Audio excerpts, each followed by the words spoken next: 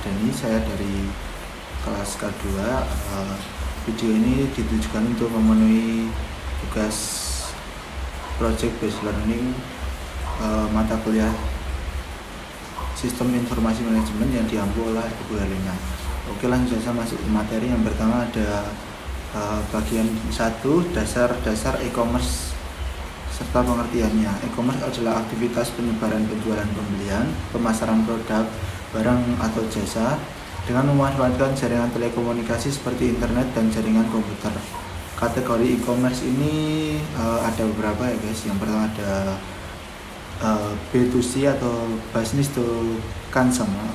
Consumer ini adalah model e-commerce yang paling umum transaksi yang terjadi antara lain toko online, perusahaan dengan konsumen atau individu. Contohnya membeli baju di Shopee, memesan makanan di GoFood. Yang kedua ada C2C atau customer to customer.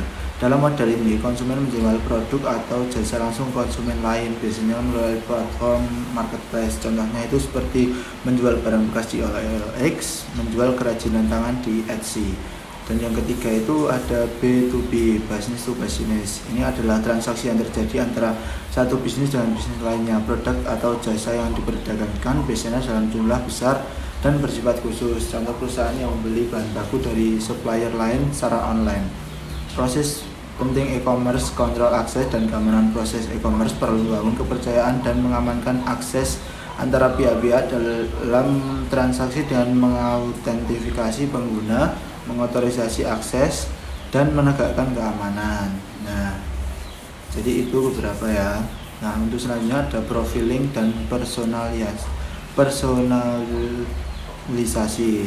Profiling ini dikembangkan melalui pendaftaran cookie, pelacakan situs dan umpan balik yang digunakan untuk memberikan tampilan konten, rekomendasi produk, dan iklan yang dipersonalisasi. Yang ketiga ada manajemen pencarian. Proses pencarian yang efisien di situs e-commerce membantu pelanggan menemukan produk atau layanan yang ingin mereka evaluasi atau beli. Perangkat lunak e-commerce dapat menyertakan mesin pencari situs web. Yang keempat ada isi pengelolaan. Konten manajemen berfokus pada pengaturan, penyimpanan, dan penyediaan informasi digital yang relevan untuk mendukung kebutuhan bisnis dan pengguna. Yang kelima ada konten dan katalog. Pengelolaan perangkat lunak manajemen konten membantu perusahaan e-commerce membuat, memperbarui, dan menyampaikan konten multimedia di situs web termasuk katalog produk.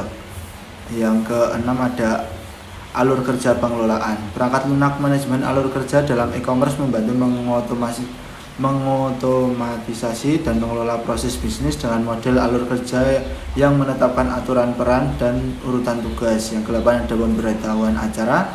Aplikasi e-commerce menggunakan pemberitahuan kejadian untuk memberitahu pemangku kepentingan tentang perubahan status transaksi mulai dari pemesanan hingga pengiriman. Yang ke-9 ada kolaborasi dan jual beli.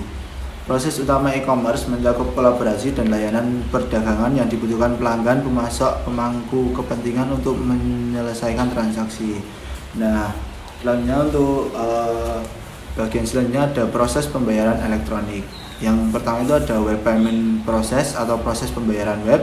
Sebagian besar e-commerce di web melibatkan bisnis dan konsumen bergantung pada pembayaran kartu kredit. Sistem e-commerce B2B bergantung pada proses pembayaran yang kompleks. Yang kedua ada electronic funds transfer atau transfer data elektronik. EFT merupakan bentuk utama dalam industri perbankan dan retail. Sistem ini menggunakan berbagai teknologi informasi untuk menangkap dan memproses transfer uang dan kredit antara bank dan bisnis dan nasabahnya. Yang ketiga ada keamanan pembayaran elektronik. Banyak perusahaan menggunakan metode keamanan SSL atau Secure Socket Layer yang telah dikembangkan yang secara otomatis dapat menginskripsi data lewat antara browser web dengan pelanggan dan server pedagang. Itu adalah beberapa cara yang membayar di e-commerce.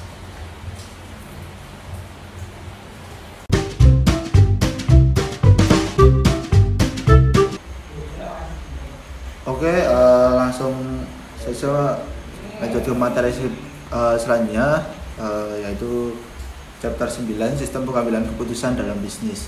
Pengambilan keputusan dan kaitannya dengan sistem informasi manajemen menghasilkan produk informasi yang mendukung banyak hari-hari kebutuhan pengambilan keputusan manajer dan profesional bisnis.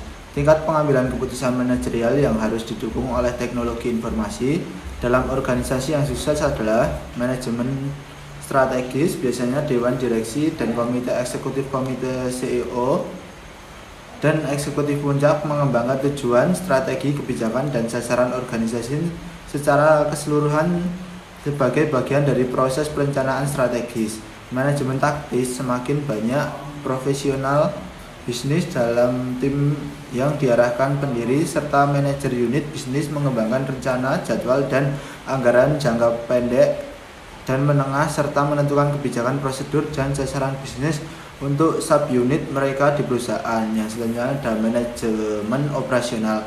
Anggota tim yang mengelola sendiri atau manajer operasi mengembangkan rencana jangka pendek seperti jadwal produksi mingguan. Yang selanjutnya ada tren dalam pengambilan keputusan. Kecepatan perkembangan teknologi informasi seperti versi komputer jaringan dari software DSS atau EIS membuat pendukung keputusan tersedia bagi manajemen tingkat bawah serta bagi individu non-manajerial dan tim mandiri dari praktisi bisnis. Yang kedua dari tren pengambilan keputusan itu ada pertumbuhan extranet dan intranet corporate. Serta internet telah mempercepat pengembangan dan penggunaan pengiriman informasi kelas eksklusif dan alat software pendukung keputusan oleh manajemen dari tingkat yang lebih rendah dan oleh individu dan tim praktisi bisnis. Selanjutnya ada sistem pengambilan keputusan. Sistem pendukung keputusan adalah sistem informasi berbasis komputer yang memberikan dukungan informasi antar manajer dan profesional bisnis selama proses pengambilan keputusan.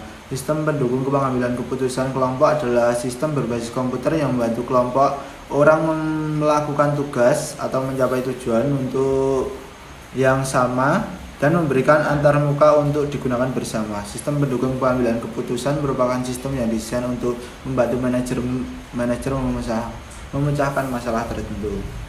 Nah, selanjutnya ada sistem informasi manajemen. Sistem informasi manajemen merupakan sistem informasi yang dikembangkan untuk mendukung pengambilan keputusan manajerial. Terdapat 4 laporannya. Nah, laporan pada SIM itu ada 4. Yang pertama adalah laporan terjadwal berkala. Bentuk tradisional penyediaan informasi kepada manajer ini menggunakan format yang telah ditentukan sebelumnya yang dirancang untuk menyediakan informasi kepada manajer secara berkala. Yang kedua ada laporan pengecualian. Dalam beberapa kasus, laporan hanya dibuat saat kondisi pengecualian terjadi. Dalam kasus lain, laporan dibuat secara berkala tetapi hanya berisi informasi tentang kondisi pengecualian tersebut. Nah, selanjutnya itu ada laporan permintaan laporan dan respon. Informasi tersedia kapanpun manajer memintanya. Dan selanjutnya ada laporan pas informasi dikirim ke stasiun kerja jaringan milik manajer.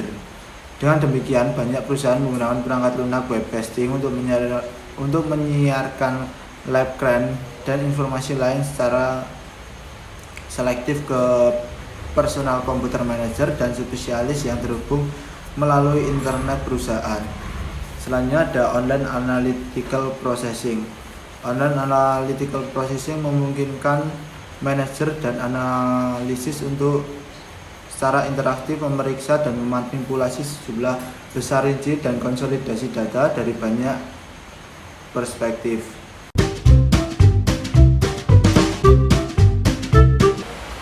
Oke, masuk ke chapter berikutnya, ada tantangan keamanan dan etika. Bagian 1 keamanan, etika, dan sosial tantangan teknologi informasi. Prinsip etika teknologi yang pertama ada proporsionalitas. Manfaat yang diperoleh dari teknologi harus lebih besar daripada kerugian atau resikonya.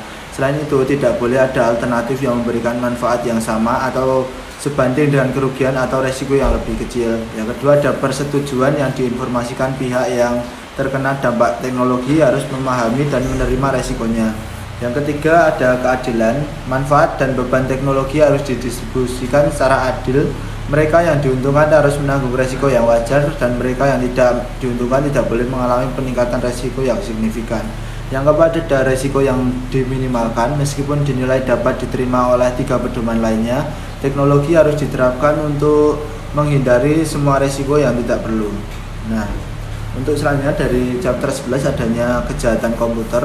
Yang pertama ada penggunaan akses, modifikasi dan penghancuran perangkat keras, perangkat lunak, data atau sumber daya jaringan tidak sah, pelepasan informasi yang tidak sah, penyalinan perangkat lunak yang tidak sah. Yang keempat ada penolakan akses pengguna akhir ke perangkat keras, perangkat lunak, data atau sumber daya jaringan milik sendiri. Yang kelima ada penggunaan atau persengkokolan untuk menggunakan sumber daya komputer atau jaringan untuk memperoleh informasi atau harta benda berwujud secara ilegal. Nah, selanjutnya itu di chapter 11 ini membahas mengenai tantangan yang muncul dari penggunaan teknologi informasi dalam bisnis. Yang pertama ada tantangan pekerjaan. Dampak teknologi informasi terhadap ketenagakerjaan merupakan masalah etika utama yang secara langsung terkait dengan penggunaan komputer untuk mencapai otomatisasi aktivitas kerja. Yang kedua ada pemantauan komputer. Komputer digunakan untuk memantau produktivitas dan perilaku jutaan karyawan saat mereka bekerja. Yang ketiga ada tantangan dalam tantangan kondisi kerja. Teknologi informasi telah menghilangkan tugas-tugas yang monoton di kantor yang sebelumnya harus dilakukan oleh manusia. Yang keempat ada tantangan individualis. Sistem berbasis komputer dikritik sebagai sistem impersonal yang merendahkan martabat manusia dan menghilangkan nilai-nilai pribadi dalam aktivitas yang telah dikomputerisasi karena sistem tersebut menghilangkan hubungan antar manusia yang ada dalam sistem non-komputer ergonomi. Nah, apa sih tujuan dari ergonomi tersebut? Tujuan ergonomi adalah untuk merancang lingkungan kerja yang sehat, yang aman, nyaman, dan menyenangkan bagi orang yang bekerja sehingga meningkatkan moral dan produktivitas karyawan. Nah, untuk bagian kedua dari chapter ini membahas mengenai manajemen keamanan teknologi. Manajemen keamanan yang efektif dapat meminimalkan kesalahan, penipuan, dan kerugian dalam sistem informasi yang menghubungkan perusahaan masa kini dan pemangku kepentingan lainnya. Contoh tindakan keamanan penting yang merupakan bagian dari manajemen keamanan sistem informasi. Untuk selanjutnya ada beberapa pertahanan keamanan. Yang pertama itu ada enkripsi. Enkripsi melibatkan penggunaan algoritma matematika khusus atau kunci untuk mengubah data digital menjadi kode acak sebelum dikirimkan dan kemudian mengkode data tersebut saat diterima. Yang kedua ada kode keamanan. Sistem kata sandi bertingkat digunakan untuk manajemen keamanan. Yang ketiga ada file cadangan. File juga dapat dilindungi oleh tindakan penyimpanan file yang melibatkan dari salinan file periode sebelumnya. Nah, yang keempat itu ada monitor keamanan. Monitor keamanan sistem adalah program yang memantau penggunaan sistem dan jaringan komputer dan melindunginya dari penggunaan yang tidak sah, penipuan, dan penghancuran. Yang kelima ada keamanan biometrik. Keamanan biometrik merupakan langkah-langkah keamanan yang disediakan oleh perangkat komputer yang mengukur ciri fisik yang membuat setiap individu menjadi unik.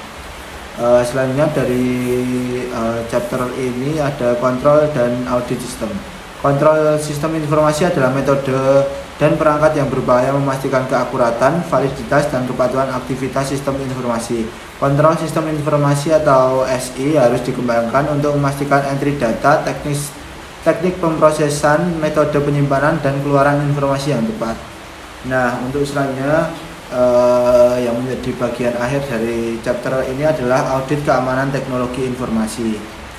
Nah, manajemen keamanan teknologi informasi harus diperiksa atau diaudit secara berkala oleh staf audit internal perusahaan atau auditor eksternal dari firma akuntansi profesional. Tujuan penting dari audit sistem bisnis adalah menguji integritas jejak audit aplikasi. Jejak audit dapat didefinisikan sebagai keberadaan dokumentasi yang memungkinkan transaksi diajak melalui semua tahap pemrosesan informasi.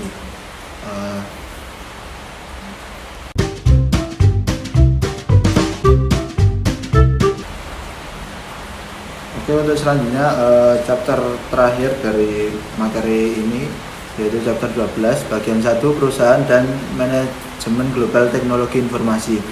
Pentingnya teknologi informasi atau IT, pengelolaan informasi teknologi bisnis dan IT, pendekatan manajerial teknologi informasi. Yang pertama ada pengembangan dan implementasi strategi bisnis IT, yaitu menyelaraskan IT dengan tujuan bisnis. strategi melalui perencanaan dan evaluasi proyek IT. Yang kedua ada pengembangan dan implementasi aplikasi baru, yaitu mengelola proses pengembangan sistem informasi dan memanfaatkan teknologi baru secara strategis. Yang ketiga ada organisasi dan infrastruktur IT, yaitu mengelola infrastruktur IT, perangkat keras, perangkat lunak, jaringan, dan koordinasi tim profesional IT. Selanjutnya pada chapter ini adanya arsitektur teknologi informasi. Yang pertama ada pengembangan strategi IT, adalah strategi mendukung visi bisnis seperti menciptakan sistem e-bisnis yang inovatif. Yang kedua ada manajemen sumber daya IT, adalah merencanakan pengelolaan atau outsourcing sumber daya IT seperti personel, perangkat keras, dan jaringan. Yang ketiga ada arsitektur teknologi IT, adalah menentukan pilihan strategis untuk mendukung inisiatif bisnis. Selanjutnya sebab berikutnya mengelola fungsi IT. Pergeseran dalam manajemen IT, perusahaan kini beralih menuju resentralisasi untuk meningkatkan efisiensi dan kontrol. Yang selanjutnya ada faktor-faktor yang mendorong sentralisasi. Yang pertama adalah ledakan internet yang menghubungkan semua jaringan perusahaan. Yang kedua ada ketergantungan pada aplikasi intranet yang lebih penting bagi operasional bisnis. Yang ketiga ada biaya pemeliharaan personal komputer yang tinggi dalam jaringan terdistribusi. Selanjutnya sebab berikutnya mengorganisasikan teknologi informasi. Awal sentralisasi, fokus pada perangkat keras, perangkat lunak, basis data, dan tenaga ahli terpusat di tingkat perusahaan. Yang kedua ada desentralisasi, kemunculan komputer mini dan mikro mendorong penciptaan pusat informasi di berbagai departemen untuk mendukung komputasi pengguna akhir. Manajemen operasi sistem informasi atau IS, yaitu tugasnya mengelola perangkat keras, perangkat lunak, jaringan, dan personel di pusat data perusahaan. Yang kedua ada aktivitas utamanya operasi sistem komputer, manajemen jaringan, pengendalian produksi, dan dukungan produksi. Nah itu adalah aktivitas utama dari manajemen operasi sistem informasi. Nah selanjutnya itu ada sebagian besar aktivitas diotomatisasi menggunakan perangkat lunak yang bertujuan untuk yang pertama ada memantau dan mengoptimalkan kinerja sistem, yang kedua memberikan data untuk perencanaan kapasitas dan evaluasi kinerja, yang ketiga ada mengelola biaya operasional berdasarkan penggunaan sumber daya oleh unit bisnis. Nah sebab berikutnya ada pada chapter ini adalah perencanaan staf teknologi informasi, fokus pada perekrutan, pelatihan, dan mempertahankan personal teknologi informasi yang berkualitas. Manajer harus merancang jalur karir, menetapkan tingkat gaji, dan memberikan penghargaan untuk kinerja yang baik. Nah, Chief Information Officer atau CIO bertanggung jawab atas penyelarasan TI dengan strategi bisnis. Yang kedua, memimpin perencanaan strategi bisnis atau teknologi informasi, bukan pengelolaan operasional harian. Nah, manajemen teknologi. Apa sih manajemen teknologi itu? Yang pertama, teknologi seperti internet, intranet, e-commerce, dan perangkat lunak perusahaan harus dikelola sebagai platform terpadu. Chief Technology Officer atau CTO bertanggung jawab atas perencanaan dan implementasi teknologi informasi di perusahaan. Mengelola pengguna layanan, menciptakan layanan pengguna untuk mendukung kebutuhan pengguna akhir seperti grup pusat informasi atau meja bantuan. Nah, untuk spesialis sistem informasi membantu dengan pemecahan masalah, pengembangan aplikasi, dan edukasi pengguna akhir. Nah, kebijakan akuisisi perangkat keras dan perangkat lunak harus sesuai dengan standar perusahaan. Nah, yang selanjutnya itu ada outsourcing dan offshoring. Outsourcing memindahkan fungsi sistem informasi dan teknologi informasi ke penyedia layanan eksternal. Ada dua alasan utama outsourcing. Yang pertama untuk mengurangi biaya operasional, yang kedua untuk fokus pada kompetensi inti perusahaan. Yang ketiga ada mengakses kemampuan kelas dunia, yang keempat menggunakan sumber daya internal untuk tujuan lain, yang kelima berbagi risiko operasional. Nah itu adalah 5 apa itu outsourcing ya guys. Nah untuk selanjutnya itu ada bidang teknologi informasi yang paling sering di outsource. pengembangan aplikasi administrasi jaringan layanan desktop dan dukungan pengguna akhir. Faktor keberhasilan outsourcing: yang pertama, memahami tujuan perusahaan, yang kedua, memilih vendor yang tepat, yang ketiga, menyusun kontak yang baik, yang keempat, mendapatkan dukungan dari eksekutif senior, yang kelima, komunikasi terbuka dan perhatian pada masalah personalia. Nah, ada juga kegagalan teknologi informasi dan tata kelola teknologi informasi. Nah, untuk kegagalannya itu masalah kegagalan teknologi informasi, yang pertama ada banyaknya organisasi gagal mengelola teknologi informasi secara efektif dan efisien. Contoh kegagalannya itu seperti teknologi informasi hanya digunakan untuk mengotomatisasi proses tradisional, bukan untuk inovasi e-bisnis. Nah, sistem informasi yang lambat, sering downtime, atau proyek pengembangan aplikasi yang dikelola buruk, tata kelola teknologi informasi atau teknologi informasi governance ITG. Yang pertama ada definisi penting dari ITG. ITG adalah bagian dari tata kelola perusahaan yang fokus pada pengelolaan risiko, kinerja, dan nilai teknologi informasi. Tujuannya adalah memastikan teknologi informasi memberikan nilai bisnis maksimum dan mengurangi risiko terkait.